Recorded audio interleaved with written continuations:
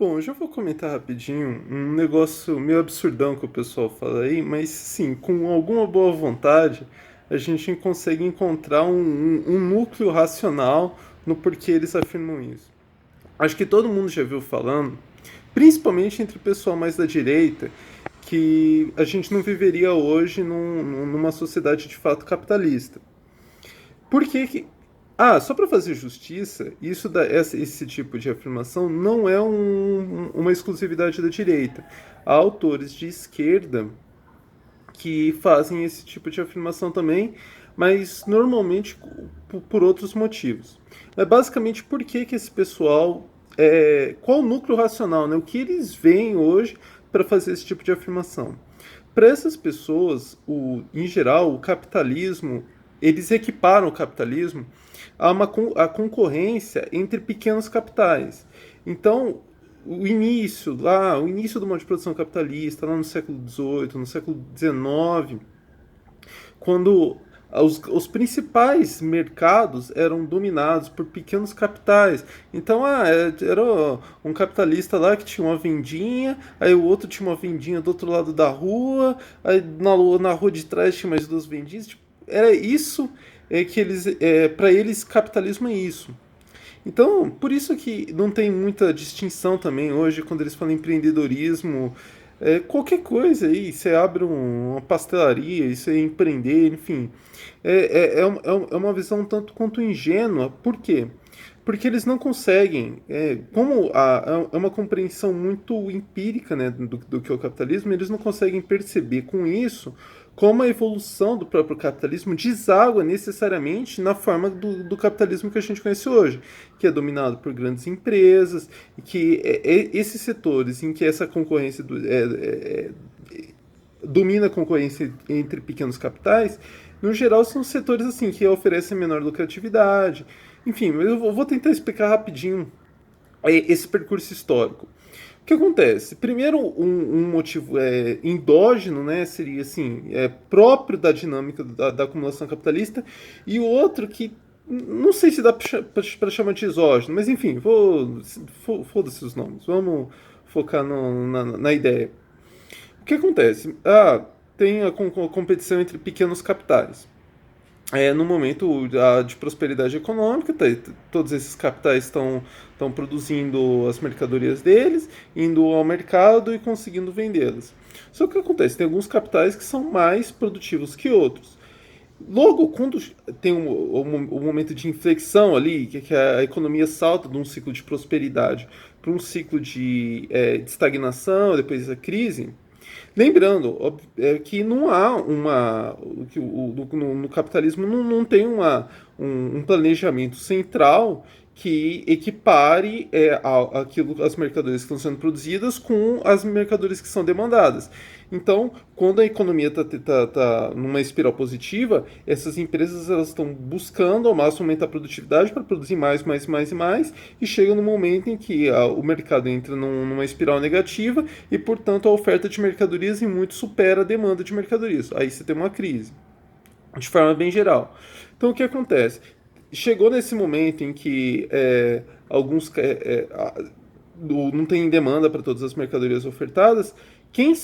Quais são as empresas que conseguem continuar vendendo as mercadorias? Aquelas que são mais produtivas, conseguem diminuir um pouco o preço e, portanto, essas empresas conseguem se manter no mercado. As empresas menos produtivas que têm os custos mais altos, elas não conseguem diminuir tanto o preço e, portanto, elas vão quebrando ou vão se tornando alvos muito fáceis para ser adquiridas pelas empresas mais produtivas. Então, o que acontece? Conforme vai tendo esse ciclo de expansão, crise, declínio da economia, as empresas mais produtivas vão adquirindo as empresas menos produtivas e vão se tornando maiores.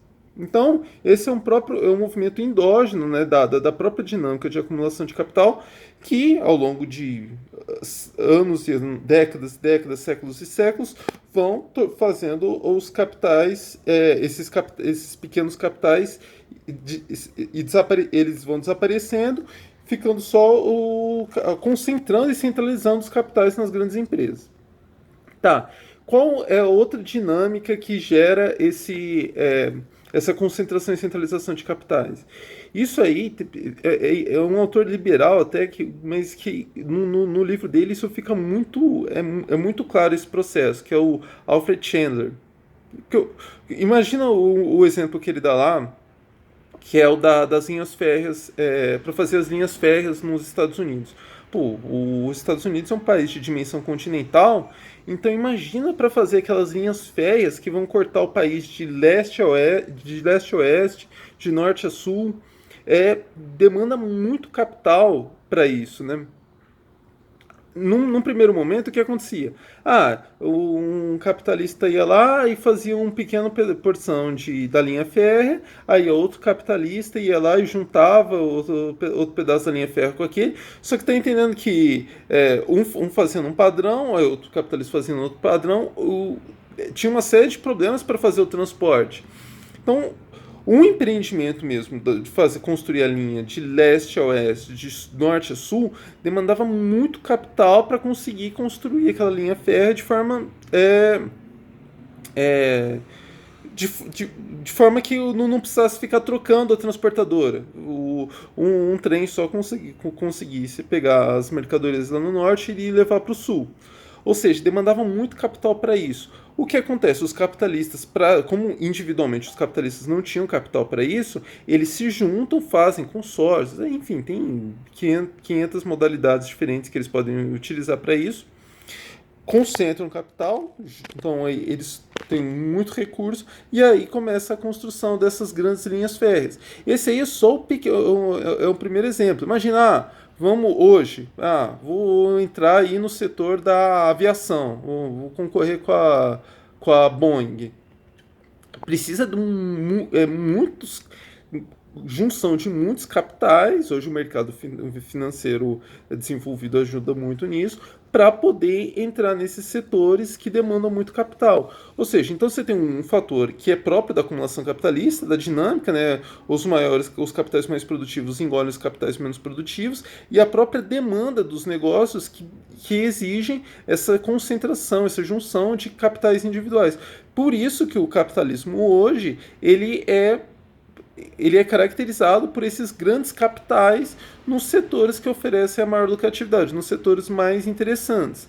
Evidentemente que você tem há alguns setores ainda em que o pequeno capital consegue sobreviver ali, mesmo com uma lucratividade menor, enfim. Bom, podem voltar aí fazer críticas. O que aqui não ficou muito claro é que, enfim, nas próximas semanas aí eu volto a gravar uns vídeos ainda com essa temática e conforme for surgindo críticas, enfim, dúvidas. Bom, até a próxima.